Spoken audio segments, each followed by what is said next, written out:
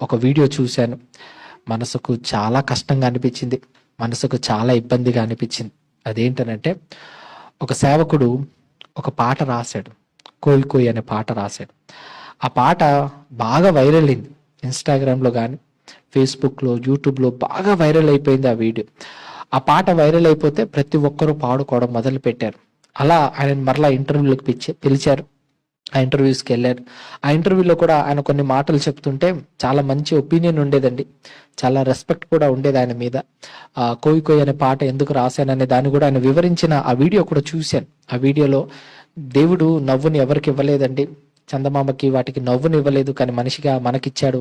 అందుకే ఆ విధంగా రాసాము 'కోయ్ కోయ్' అని ఆ మాటలని చెప్పినప్పుడు దేవుడంటే ఎంత ప్రేమ ఉంది. దేవుని కోసం బ్రతకాలన్న ఆలోచనలో ఉన్నాడు అని అనిపించింది. దాని తర్వాత ఆయన గురించిన కొన్ని సాక్ష్యాలు అవన్నీ కూడా విన్నప్పుడు గొప్ప గొప్ప సేవా కార్యక్రమాలు కూడా చేశారన్నప్పుడు ఇంకా రెస్పెక్ట్ పెరిగింది. పోనీలే దేవుని కొరకు మరి బ్రతకాలని ఆ కోయి జాతిలో నుంచి వచ్చి మరి ప్రభువుని రక్షణగా తెలుసుకొని అనేకులకి నా సువార్త ప్రకటిస్తున్నాడు అని ఒక మంచి ఒపీనియన్ ఉండేదండి. కానీ రీసెంట్గా ఒక షో వచ్చింది. ఆ షోలో ఒక యాడ్ మాత్రమే చూశాను. ఆ యాడ్ చూసినప్పుడు మనసుకు చాలా కష్టంగా అనిపించింది.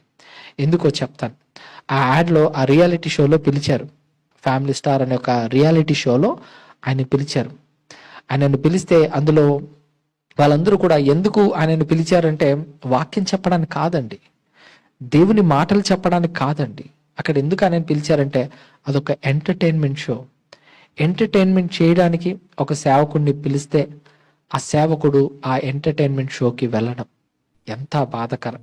ఇప్పుడు ఉన్న సాక్ష్యము ఏమైపోతుందో ఒక్కసారి ఆలోచించండి. ఒక సేవకుడు నిలబడితే ఆ సేవకుడిని చూసినప్పుడు దైవత్వం కనపడాలండి. దేవుడు కనపడాలండి. అలా బ్రతకాలని దేవుడు సేవకులని ఏర్పరచుకుంటే ఆయన మాత్రం ఆ రియాలిటీ షోకి వెళ్ళి ఎంటర్‌టైన్‌మెంట్ చేశాడు. నిజంగా చాలా బాధ అనిపించిందండి. ఆయన రాసిన 'కోయ్ కోయ్' అనే పాట సినిమా వాళ్ళకు కూడా అమ్ముకున్నాడని తెలిసింది. సినిమా వాళ్ళకు అమ్ముకుంటే సినిమాలో కూడా ఆ పాట పెట్టారంట. అంటే దేవుని పాటను అమ్ముకోవడం కూడా ఎంతో బాధను కలిగించింది. అయ్యో, మంచిగా బ్రతుకుతాడు, మంచిగా ఉంటారు, మంచిగా సేవ చేస్తారు అని అనుకుంటే చూసారా దయ్యం ఎలా మోసపరుస్తున్నాడు, దయ్యం ఎలా వాళ్ళందరినీ కూడా మింగేస్తున్నాడు చూడండి. ఏమండి, యథార్థవంతులకే దేవుడు ఆనందాన్ని ఇస్తాడండి. కానీ మనం లోకంలో ఆనందాన్ని వెతుక్కుంటే ఎలా? నీతిగా బ్రతకాల్సిన సేవకులే నీతిగా బ్రతకకపోతే సమాజం ఏమైపోతుందో ఒక్కసారి ఆలోచించండి. ఒక దైవ సేవకుల స్థానంలో ఉన్నప్పుడు అలాంటి రియాలిటీ షోలకి వెళ్ళడం అనేది మనసుకు చాలా కష్టంగా అనిపించిందండి. మీకు తెలుసా, కొంతమంది నన్ను ఇంటర్వ్యూలు అడిగారు.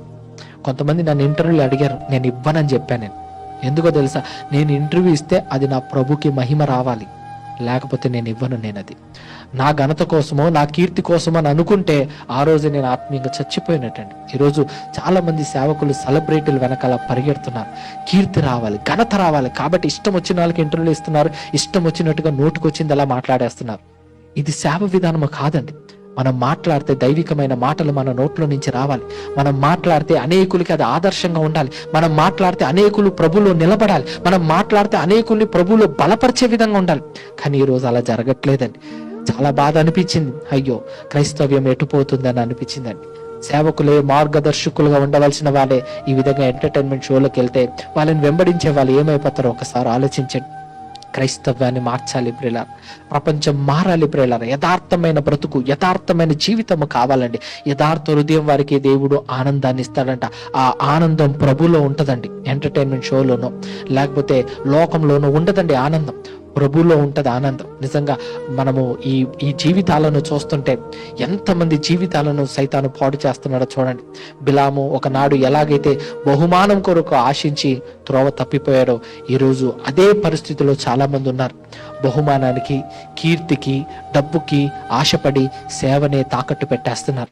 సేవనే పాడు చేస్తున్నారు. సేవనే నాశనం చేస్తున్నారు. ఇది చాలా భయంకరమైన దినాల్లో మనం ఉన్నాము ప్రియులారా. కాబట్టి ఈ దినాలలో అనేకుల్ని బలపరచడానికి మనము ముందుకు సాగాలి. సరైన వాక్యము లేక సరైన విలువైన లోతైన విషయాలను అందించక ప్రజలు నశించిపోతున్నారు. అలా నశించిపోతున్న వారిని రక్షించడానికే మనుష్య కుమారుడు లోకానికి వచ్చాడు. ఆ బాధ్యతను దేవుడు మన మీద పెట్టాడు. కాబట్టి నీతిగా యథార్థంగా మనం బ్రతుకుతూ అనేకుల్ని నీతిమంతులుగా యథార్థవంతులుగా కూడా మనం బ్రతికింపచేయాలి.